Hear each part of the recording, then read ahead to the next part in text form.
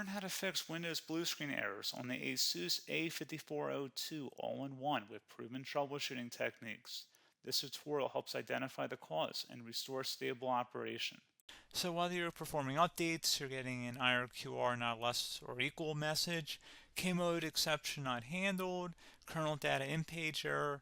A lot of errors pertain to this problem, and we're going to go ahead and jump into what should hopefully be a pretty straightforward process, guys. And we're going to go ahead and jump right into it. So first thing I'd recommend doing would be to actually go ahead and boot to the troubleshooting utility on Windows 11. So if you do a hard power off 3 times in a row, Windows should automatically attempt to launch the starter prepare utility. And if it doesn't find anything, it will give you the option to select advanced settings, in which case it will take you to a screen that looks like this. Now, if it does not take you to a screen that looks like this, or you're unable to get to that, you can also download the Windows 10 Media Creation Utility, or Windows 11. They probably will make a creation utility for Windows 11 at some point. And it doesn't really matter. You can actually run the Windows 10 utility on Windows 11 as far as I'm aware. And you should be able to run the troubleshooting utilities built in within it. So you just would go ahead and download it to an ISO file and then burn it to a DVD or USB. It'd have to be about 4 gigabytes or more. It couldn't be a small USB flash drive, and it couldn't be a CD. It'd have to be a DVD. And then you'd boot your computer from it. So depending on the computer manufacturer, you'd have to tap a different key on your keyboard in order to launch that menu, in order to select what boot drive you want to go off of. So it could be anything between the escape key, F2, F8, F12, for example. And those are the function keys on the top of your keyboard. So you may have to just do a little bit of trial and error. Shouldn't take you more than a couple minutes. Googling it would probably be best before you even begin. But anyway, we're ready to go ahead and jump right into it. So we're on the choose an option page. So these will look very similar whether you're booting from it directly within Windows itself, or if you're plugged in a USB flash drive with the media creation utility installed and you selected the recovery option. So when you are setting up your Windows 11 installation or Windows 10, depending on the drive you're using, there should be an option to repair your computer in the bottom left corner of the dialog window, one of the first screens that comes up. You go ahead and select that, and then it would take you to a troubleshooting screen like you see here. And you want to go ahead and select troubleshoot, reset your PC, or see advanced options. And then there are going to be a whole bunch of options in here that we're going to explore in today's video. The first one, we're going to actually go underneath advanced options, and then select startup prepare, fix problems that keep Windows from loading. So go ahead and select that first.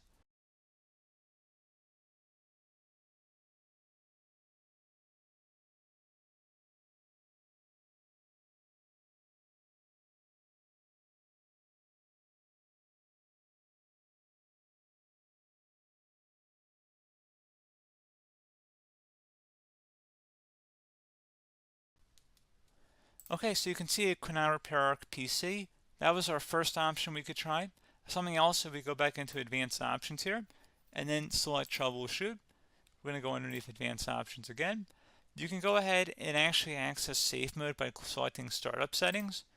And then if you select the restart button, you have the option on the screen, select safe mode with networking, which will give you a key on the screen. It'll tell you which key to press to enter that. I believe it's the F7 key. It'll do that for you. I'm not going to go over that in today's tutorial because I don't really want to go into safe mode, but you're more than welcome to attempt that by going into here and then selecting restart. Again, it'll launch another screen. It'll say what key do you want to press, and it'll give you like 7 or 8 different options, and you want to select safe mode with networking. There's also an option for a command prompt too, but that's going to be something we're going to cover later in this video, and we don't even have to go through that in order to access it. So that's why I'm not going to really push for that, because unless you know exactly what's causing the problem, you probably don't need to go into safe mode. Unless you're trying to recover files, in which case then you definitely can go into safe mode, but we're trying to actually recover our computer here. So I hope that makes sense. Something else we can also try here as well would be to uninstall updates, remove recently installed quality or feature updates from Windows. So if you go ahead and select that, you can uninstall the latest quality updates, which generally is the more day-to-day updates. Feature updates are the less regularly released ones, like the big ones. I would equate it to service packs in like Windows 7 and Windows Vista and Windows XP. So larger updates that occur once or twice a year at most. And the quality updates are more just a regular update. So Probably obviously depend, it'll take longer if you're going to try and uninstall the latest feature update versus quality update, and maybe you don't need to go back that far. So just giving you guys a couple pointers with that.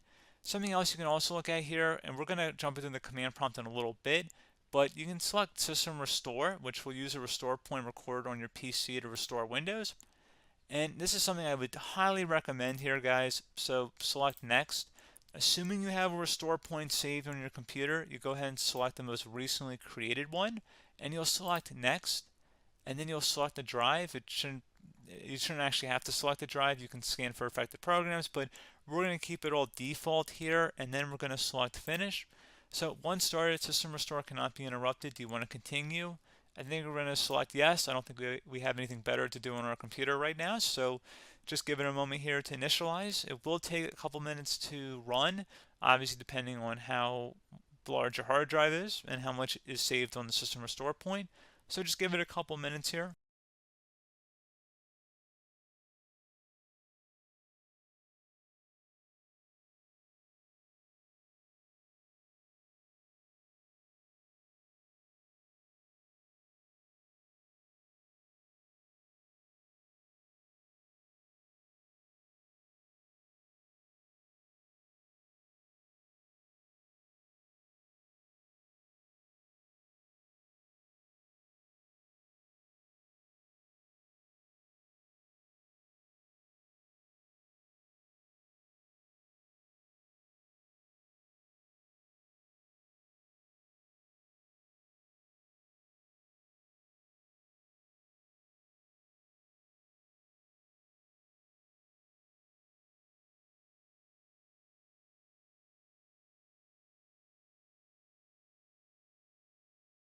Okay, so you can see system restore completed successfully. The system has been restored. Your documents have not been affected. Click the restart button to restart your computer. Go ahead and select restart.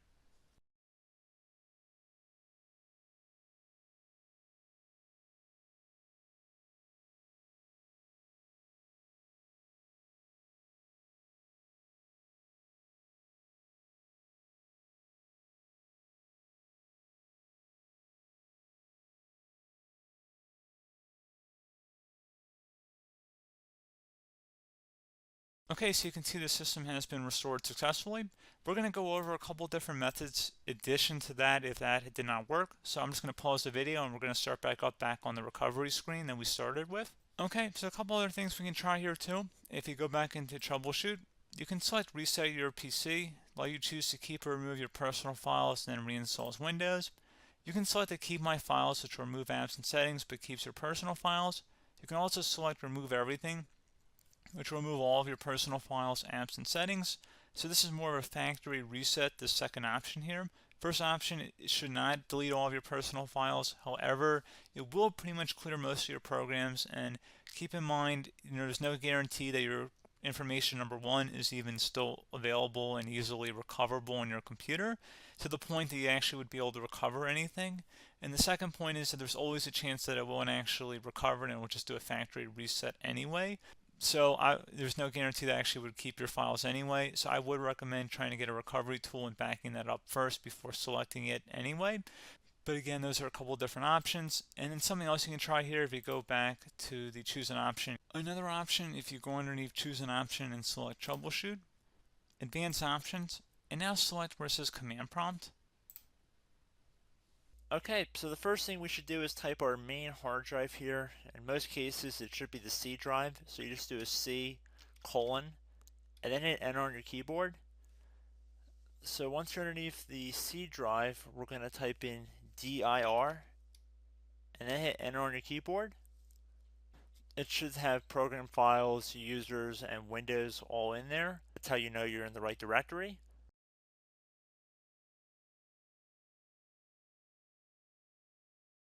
In some cases, it might be the D drive as well, so just keep that in mind.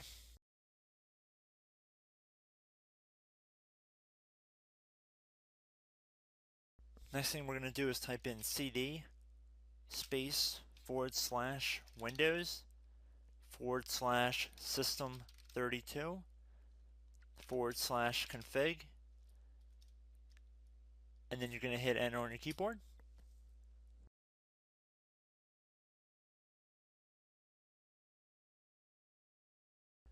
So now you're going to type MD space backup. If you've seen other tutorials, it might also say to put down MD backup. That's because the backup name is pretty common when you want to back something up. So you can name this whatever you want, doesn't have to be backup. So if you've already made a backup folder in the past, you could do backup 1, for example. So once you're done setting the name you want the backup to be called, hit enter on your keyboard again.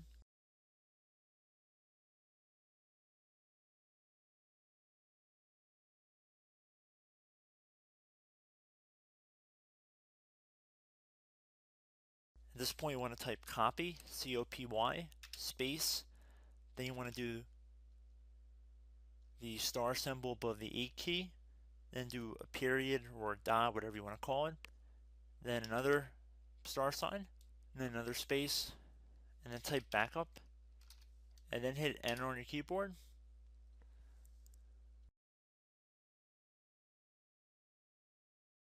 Now you want to type CD reg back, R-E-G-B-A-C-K,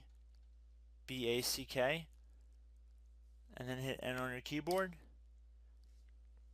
So now that we are under the reg back, so now you want to type dir again, and then hit enter.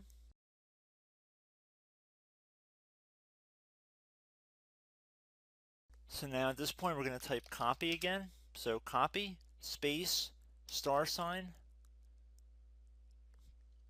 dot, another star sign, space, and then 2 dots. So we're going to type copy, space, star sign, dot, sign, star sign, dot, dot, and then hit enter on your keyboard again. So for overwrite, you want to overwrite all. So type A on your keyboard, so capital A, and then hit enter on your keyboard.